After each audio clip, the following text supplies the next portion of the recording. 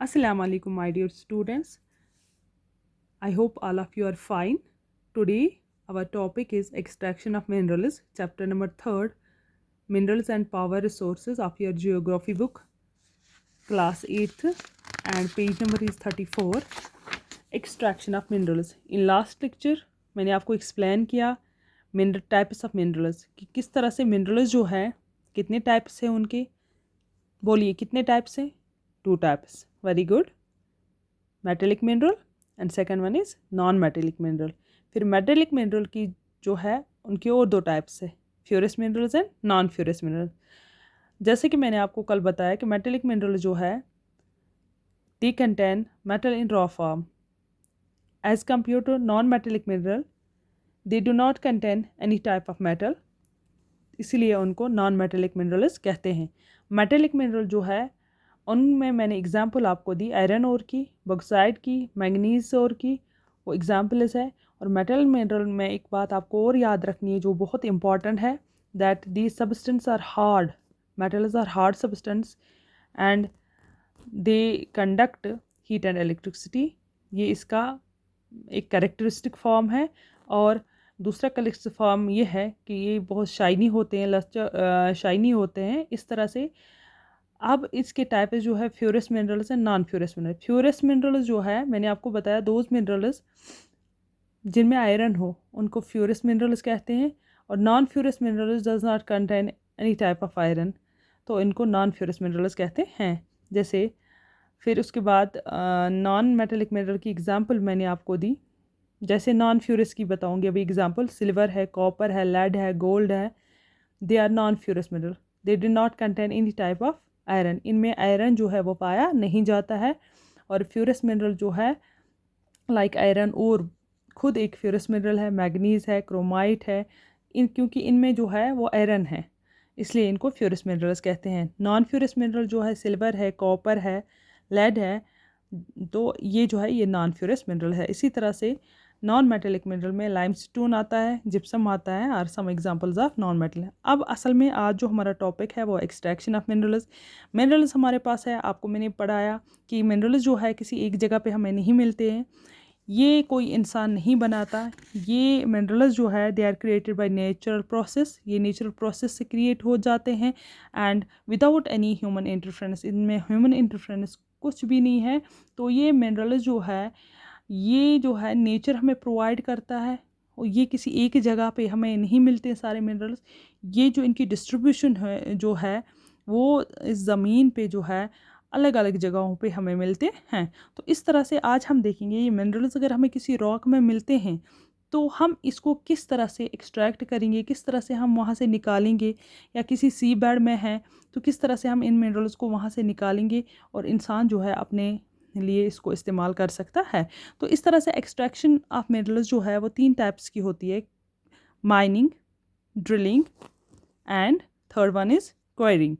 Mining, drilling and quarrying. Mining में फिर और एक आता है open cast mining and shaft cast mining.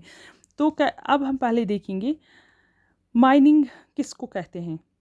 The process of taking out minerals from rocks buried under the earth surface is called mining. Simple, जो हमारी ज़मीन के नीचे मिनरल्स हैं, अर्थ के सरफेस के नीचे जो मिनरल्स हैं या रॉक्स के नीचे जो मिनरल्स है, जब हम उनको एक्सट्रैक्ट करते हैं, निकालते हैं, उसको हम माइनिंग बोलते हैं। हम उनको निकालने के लिए मशीन्स का इस्तेमाल करते हैं, तो उन्हें निकालने का जो काम करते हैं हम उसको हम माइनिंग कहते हैं।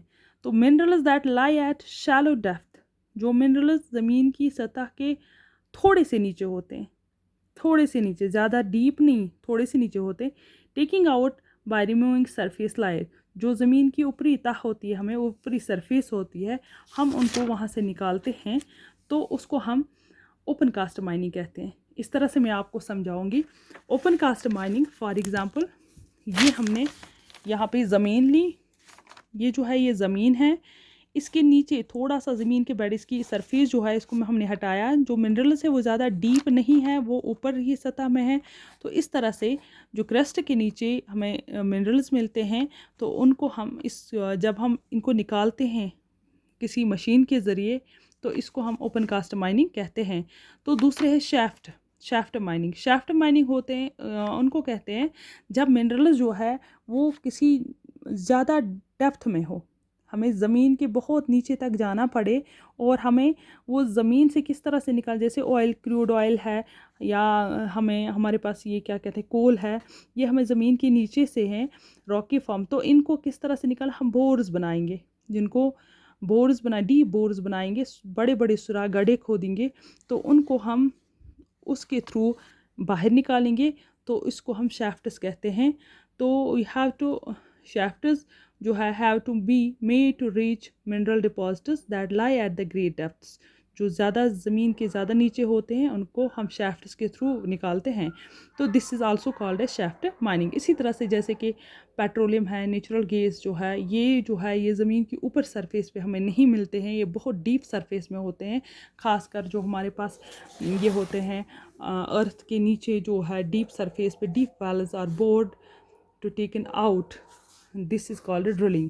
तो हम ड्रिलिंग के ज़रिए जो है पेट्रोलियम को हम ड्रिलिंग के ज़रिए निकालते हैं, तो ये भी इसी में आता है। Minerals are lie near the surface are simply dug out. मैंने आपको बताया मिनरल्स जो ज़मीन के ऊपरी सरफेस पे होते हैं उनको हम सिंपली खोदते हैं, ज़मीन थोड़ी सी तो निकालते हैं। This process is known as quarrying. जो ज़मीन के ऊपरी सरफेस पे होते हैं, क्योरिंग भी कहेंगे आप, या माइनिंग जो है वो सेम प्रोसेस होती है। इस तरह से ये है एक्सट्रैक्शन ऑफ मिनरल्स की, किस तरह से हम मिनरल्स को बाहर निकालते हैं। तो अब दूसरा जो टॉपिक है आपका वो है डिस्ट्रीब्यूशन ऑफ मिनरल्स, कि मिनरल्स जो है हमारे पास है कैसे डिस्ट्रीब्यूट किए गए हैं। नेचर ने हमें मिनरल्स प्रोवाइड किए हैं, तो किस किस जगह पे हमें ये मिनरल्स मिलते हैं। तो मिनरल्स जो है ये दीज आर अनइवनली डिस्ट्रीब्यूटेड, ये किसी एक जगह पे नहीं है, पूरे वर्ल्ड में हमें अनइवनली डिस्ट्रीब्यूटेड मिलते हैं। किसी जगह पे ज़्यादा है, किसी जगह पे कम है। तो अब बेसिकली हम देखेंगे कि डिस्ट्रीब्यूशन ऑफ मिनरल्स जो है वो किस तरह से हुई है, कहाँ कहाँ पे मिनरल्स हमें मिलते हैं। Minerals occur in different types of rocks, ये आपको पता है मिनरल्स जो है ये हमें मुख्तलिफ चट्टानों के नीचे, ज़मीन के नीचे मिलते हैं। Some are found in igneous rocks, some are in metamorphic rocks, while others occur in sedimentary rocks. ये 3 रॉक्स जो है these are the types of rocks, ये आपने 7th क्लास में पढ़ी होंगी, लेकिन बदकिस्मती के साथ कोविड की वजह से आपने लास्ट ईयर जो है वो क्लासेस अटेंड नहीं की है, तो थोड़ा सा मैं इनको बताऊंगी। ये बहुत लॉन्ग टॉपिक है, तो थोड़ा सा मैं आपको वजह करूंगी कि इग्नियस रॉक इनको बोलते हैं, मेटामॉर्फिक रॉक्स किनको बोलते हैं, और सेडिमेंट्री रॉक्स किनको बोलते हैं। इग्नियस रॉक जो बेसिकली है these are the Latin word, ये इग्नियस से निकला है, लैटिन वर्ड है जिसका मीनिंग है फायर। यहाँ से आप नहीं कहेंगे कि फायर ये आग कहाँ से आई। बेसिकली आपको जो पता है जो वॉल्केनो इरप्शन होती है, जो ज्वालामुखी जब है ज़मीन से जो मैग्मा, मोल्टन मैग्मा निकलता है, तो जब वो ज़मीन के अंदर से लावा जो है वो फट जाता है, बाहर निकलता है आग की सूरत में, जब वो फिर कूल होके पिघलता है, मैग्मा बनता है, कूल हो जाता है, तो उसको हम इग्नियस रॉक कहते हैं। तो इन इग्नियस रॉक्स में भी हमें जो है वो मिनरल्स मिलते हैं। दूसरा हम बात करें मेटामॉर्फिक रॉक्स। मेटामॉर्फिक रॉक्स जो होते हैं बेसिकली क्या होते हैं, ये इग्नियस रॉक्स जो है जब ये कूल होते हैं, फिर जब टेम्परेचर जो है ज़्यादा हाई हो जाता है, ज़मीन के नीचे भी टेम्परेचर और ऊपर से भी टेम्परेचर हाई होता है, या इन्वायरमेंटल चेंज होती है, तो इस पे जो प्रेशर आ जाता है, तो उस प्रेशर की वजह से जो ये रॉक्स बनते हैं उनको हम मेटामॉर्फिक रॉक्स कहते हैं। तो मेटामॉर्फिक का मतलब है चेंज इन फॉर्म। जब मिनरल्स ये इग्नियस रॉक जो है अपनी फॉर्म जो है, अपनी शेप जो है वो चेंज करता है, उसको हम मेटामॉर्फिक रॉक्स कहते हैं। तो इस तरह से तीसरा आपको है sedimentary rock. Sedimentary rock, sedimentary means simply आप याद रखेंगे सेगमेंट्स। सेडिमेंट्री रॉक जो है ये भी एक लैटिन वर्ड है जिसका मीन सेटल डाउन। बेसिकली क्या होता है, ये इग्नियस रॉक जब है, इग्नियस रॉक जो लावा जो है जब ये कूल हो जाता है, तो with the passage of time जब इस पे इन्वायरमेंट की जो है, जैसे रेनफॉल होता है, विंड्स होती है, या वाटर जो होता है, कभी ज़्यादा बारिश गिरती है, उसकी वजह से ये रॉक जो है एक जगह से दूसरी जगह रोल डाउन होते हैं, तो एक जगह से दूसरी जगह चले जाते हैं, इन पे क्रैक्स पड़ जाते हैं, एक दूसरे के साथ टकराते हैं, टूटते हैं।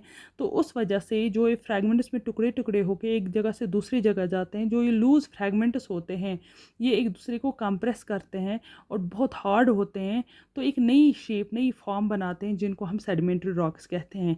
तो मुझे लगता है आपको समझ आया होगा, इग्नियस रॉक लावा की वजह से, तो मेटामॉर्फिक रॉक जो है, लावा जो है कूल होके इस पे प्रेशर ज़्यादा पड़ता है, हीट ज़्यादा पड़ती है, तो जो चेंज फॉर्म होती है तो इसको मेटामॉर्फिक रॉक बनता है। तो सेडिमेंट्री रॉक जो है, जब ये विंड की वजह से, रेनफॉल की वजह से जो है सेगमेंट्स में डिवाइड होते हैं, इन पे क्रैक्स पड़ते हैं, फिर रोल डाउन होते हैं, उनसे जो रॉक बनता है उसको हम सेडिमेंट्री रॉक्स कहते हैं। तो ज़्यादातर इन जगहों पे हमें ये मिनरल्स जो है वो मिलते हैं। तो इस तरह से they are found in igneous metamorphic rock formation that form the large plateaus. जैसे कि iron ore in north Sweden, iron ore हमें नॉर्थ स्वीडन में मिलता है। और क्या मिलता है, कॉपर, निकल deposits of Ontario Canada, iron, निकल, क्रोमाइट, ये इन जगहों पे हमें ये मिनरल्स मिलते हैं। तो इस तरह से आप देखते हो प्लैटिनम जो है साउथ अफ्रीका में मिलते हैं।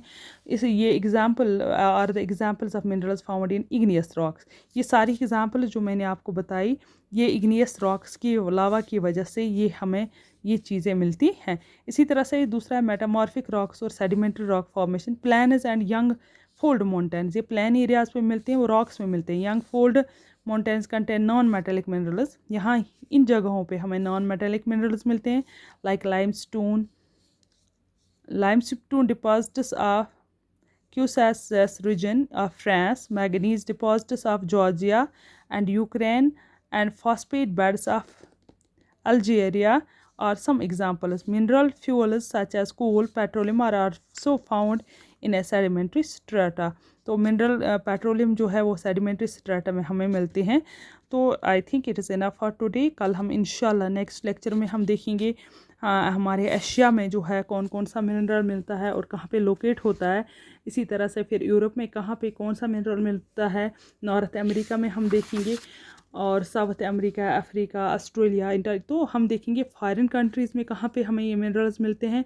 उसके बाद नेक्स्ट स्टेप है distribution of minerals in India. हमारे इंडिया में भी कहाँ कहाँ पे हमारे स्टेट में ये मिनरल्स मिलते हैं, और उसके बाद थोड़ा सा हम टच देंगे जम्मू एंड कश्मीर में कि किस किस जगह पे ये मिनरल्स हमें मिलते हैं, कहाँ पे पाए जाते हैं। तो इस तरह से इंशाल्लाह it is enough for today. Thank you so much.